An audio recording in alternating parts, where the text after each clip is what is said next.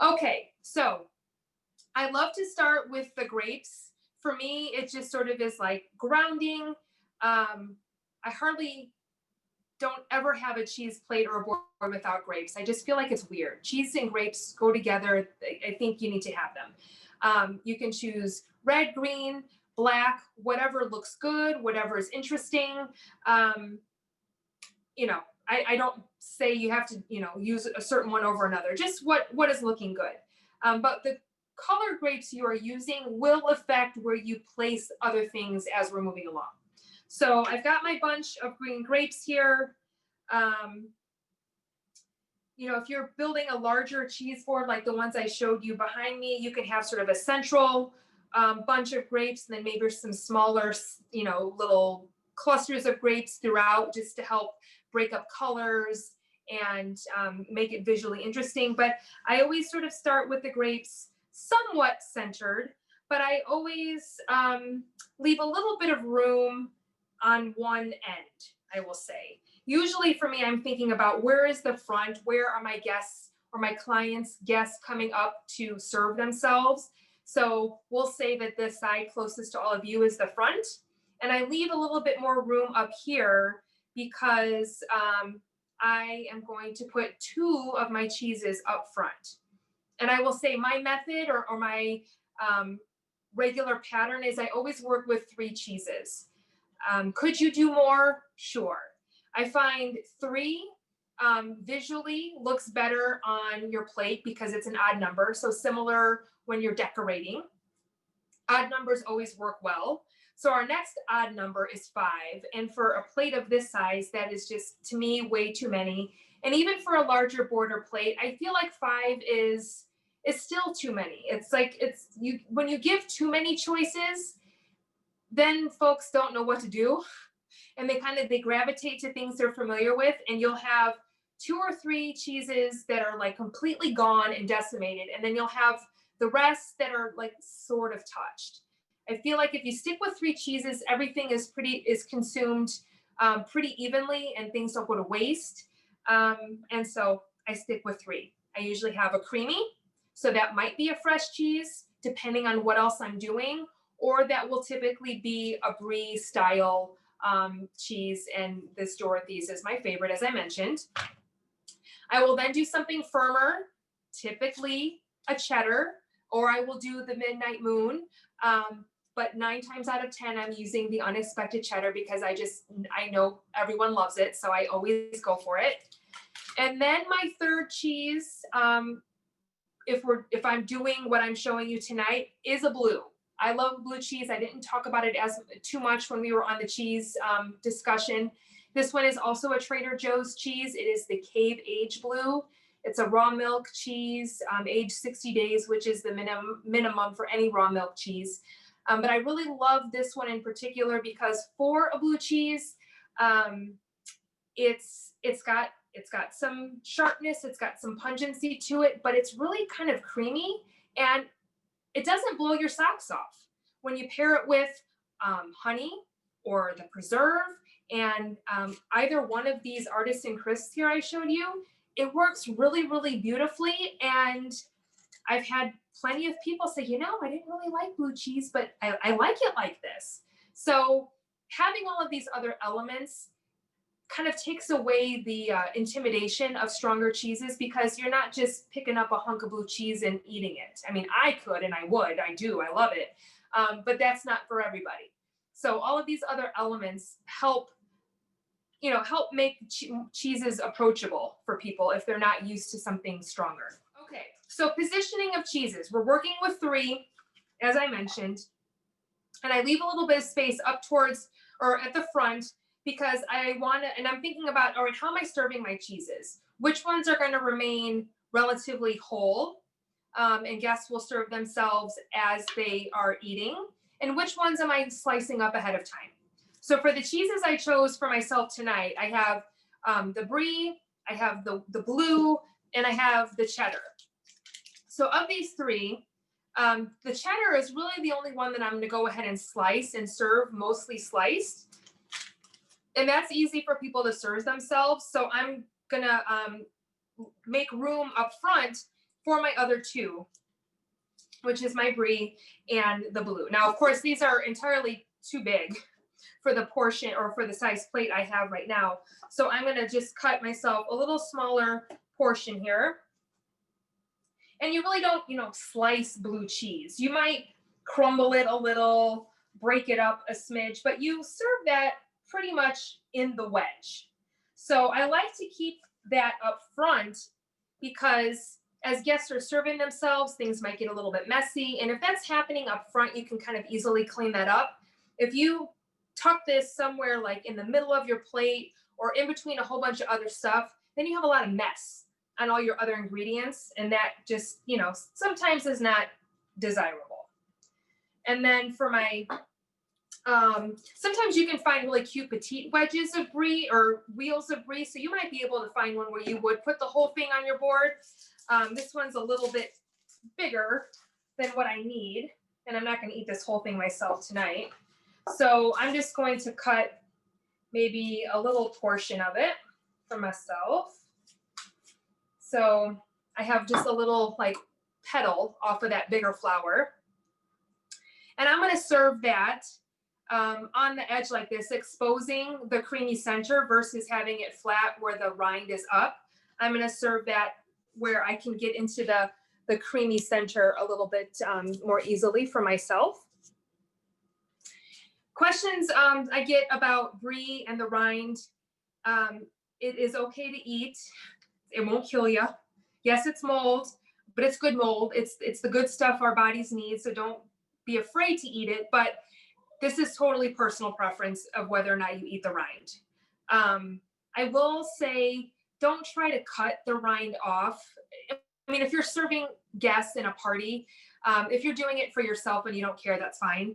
But I wouldn't suggest trying to cut the rind off because you just hack up and massacre your cheese and it looks awful.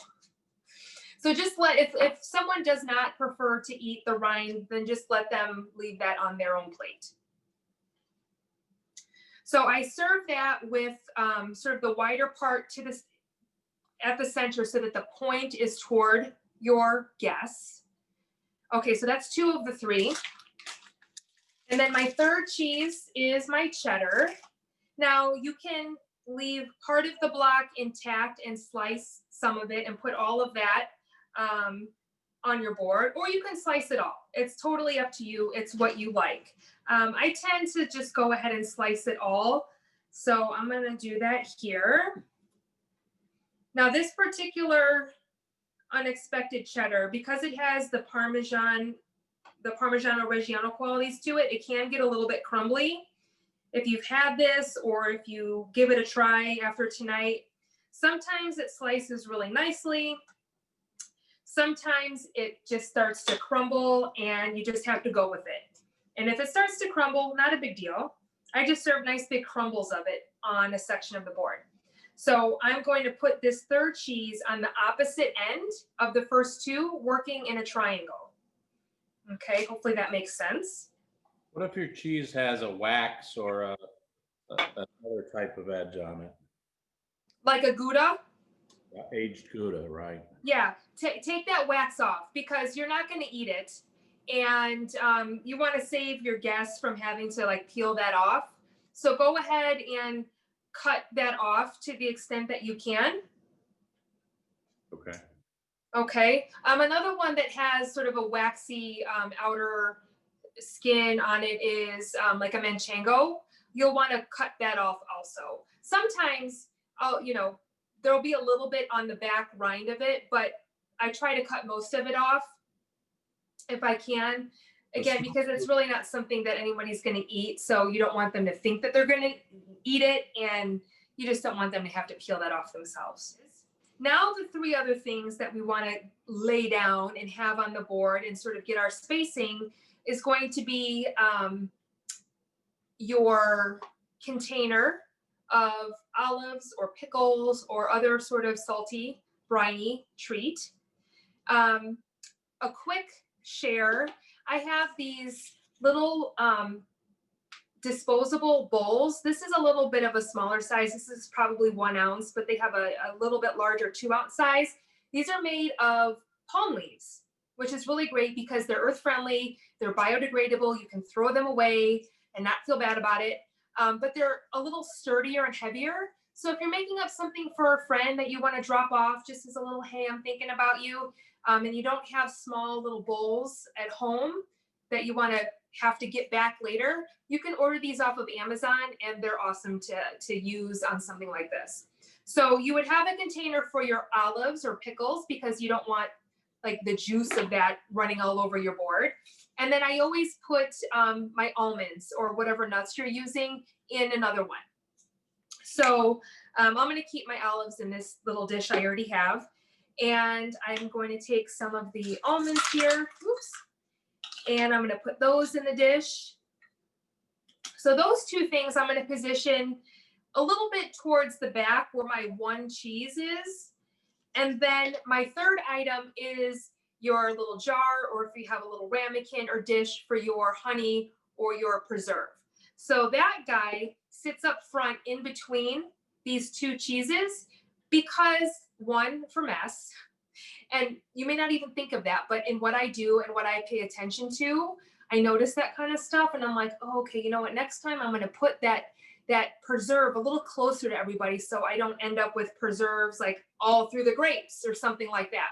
So, and usually your preserve or your honey is working the best with for me, the two cheeses I have up front anyway. So I want these things close together to make it easy for people to serve themselves. Like I don't want to hide that little dish of honey or preserves somewhere that is difficult. So we're going to keep everything nice and close together. So if you look at this or see where I'm going with our other three items, we have the triangle working in the opposite direction. We have the preserve being the point, and then the two dishes with the almonds and the olives being the base of the second triangle. Now we're really at the point of like filling in spaces and seeing where, okay, maybe we'll shift something over a little bit here, a little bit there. I have green grapes and these beautiful Castelvetrano olives. We've got a little bit of, like two greens that are close together. So I know I'm going to want to put something between the grapes and the olives to separate that green. And something that's perfect for that is going to be my charcuterie. So I have my salami here. I actually, unless I'm doing like a major Italian antipasti tray for my family, and I have to go to the Italian deli and get all the really, really, really good stuff. Believe it or not, Aldi's salamis are quite good and really reasonably priced. So if you have Aldi by you and you have not tried any of their stuff, I encourage you to do that because it's easy on the pocketbook. So my little folding trick I'm going to show you here works for any sort of charcuterie that is a thin slice like this is. So it will work for soppressata, capicola, anything like that. So you get it in the package and it's like this. And I suppose you could just sort of like lay it on your plate or your board, but it's not particularly attractive that way. And if it's more than just you eating, you still need to separate the slices or else someone's going to have to do that themselves. But also this takes up a lot of real estate on your board and you want to be able to sort of pack this in and get as much on here as possible. So we're going to take a slice and you're going to fold it in half one time and then fold it in half again so that you end up with a point and this little like swirly flower looking wavy thing, whatever you want to call it. But you either have this or this. You can get a lot more of these folded salamis on your plate than if they were just left as is. So you start to take your slices of your salami or your capicola or whatever you're using. Or if you don't like the cured meats and maybe you're doing, oh, I don't know. Maybe if you were doing ham or turkey or something, you would probably roll things versus this fold. But the idea is make these a little bit more compact so that they're more visually interesting and you can just get a lot more on your plate. So I don't know, I probably have 8 or 9 here so far, maybe 10. Usually, like rule of thumb, an ounce of cheese per person is a serving. Now, I take that as to be an ounce of each cheese. Probably they're talking about an ounce total, but I always estimate about an ounce of each cheese and an ounce of the meat. So for this particular slice of salami, that's about 8 slices.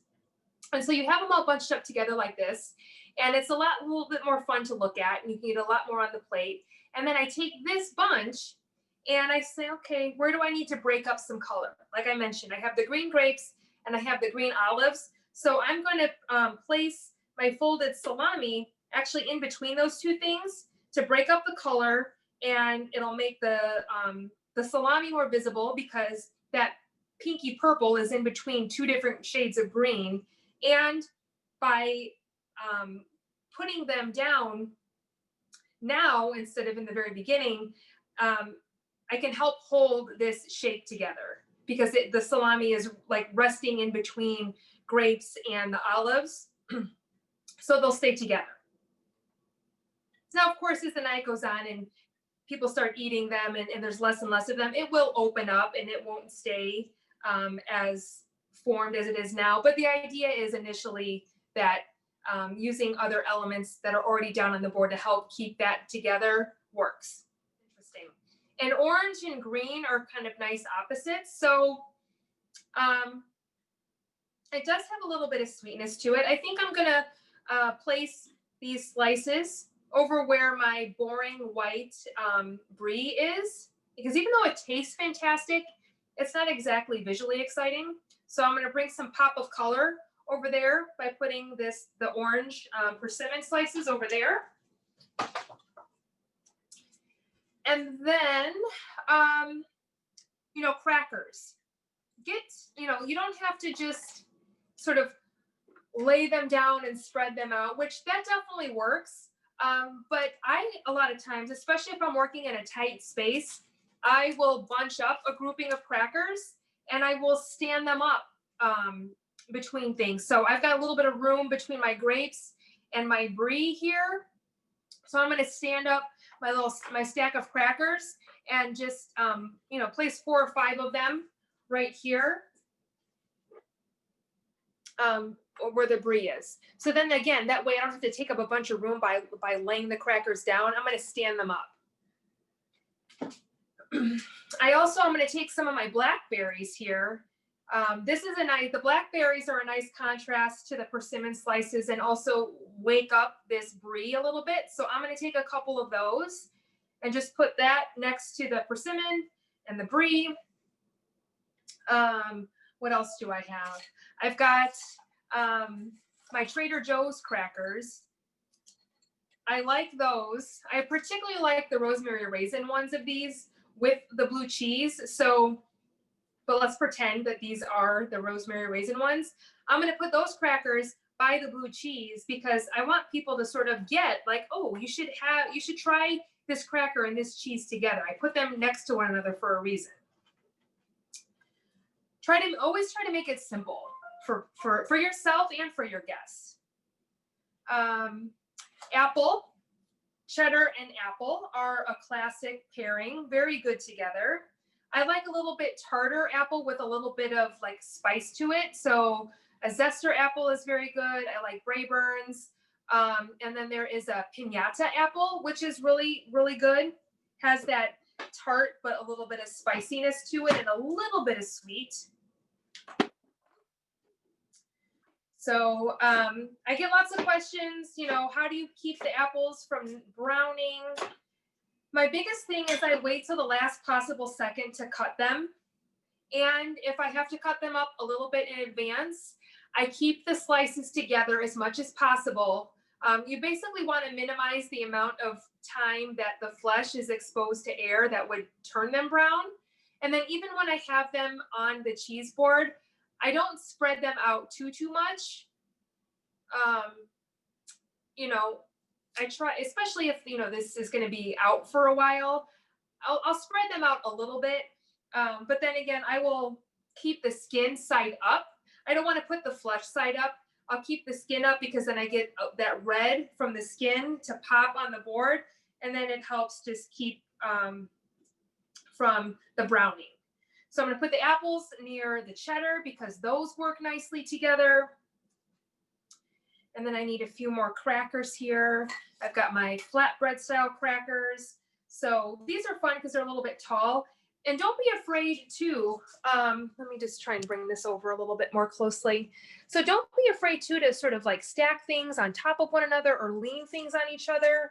Or I might try to get these crackers sort of wedged underneath my little fan of salami here, just to get them to kind of be up a little bit and not just laying flat.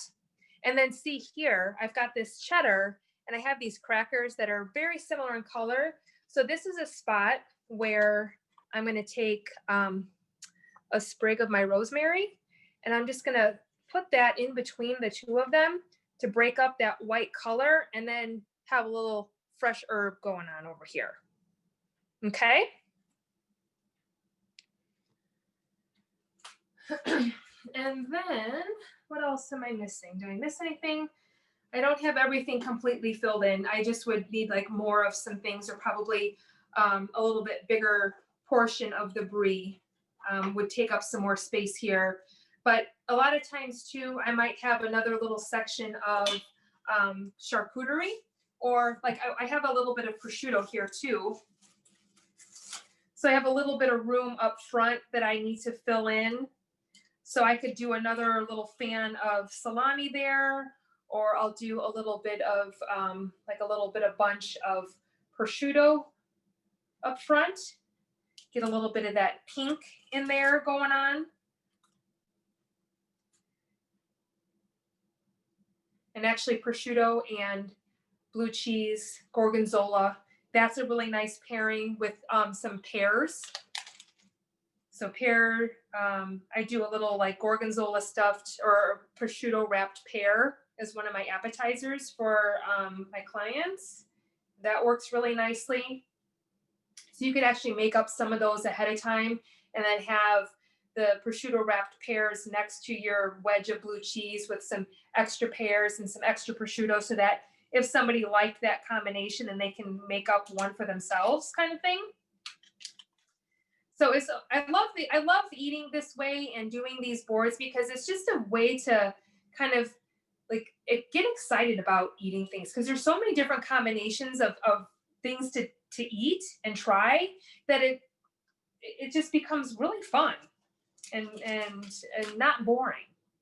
Last thing I have not put on my board yet are my pistachios, which I usually leave those to the end because I'll always have a little spot where I need to fill in something, but I don't need more cheese or I don't need another cracker. So I'll just put little like sprinkles of like, oh, I'll put a couple pistachios over here and I'll put a few more over here. And you can sort of treat your, your green in the same way. Like, where do I need a little something?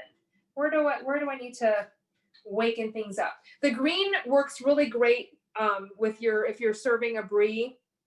It works really great over there because generally the brie is white and very unexciting. So you can drizzle some honey on top of it. You could do a little, sprig of the rosemary, a little fresh berry, or some pomegranate seeds on top are nice.